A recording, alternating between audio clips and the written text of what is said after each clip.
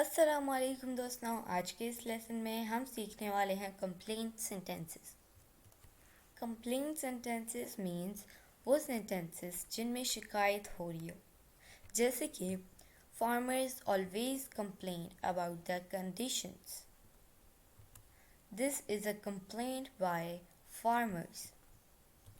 It was you who suggested that we eat British food. No, so never complained about it. They complained a lot, right?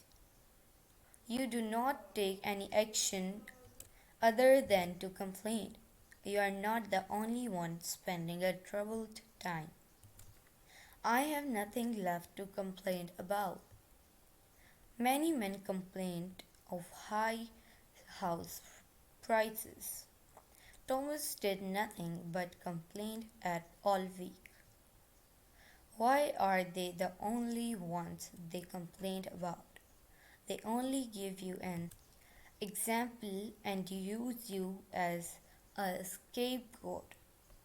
Robots can also work 24 hours a day, and robots never get sick or complain.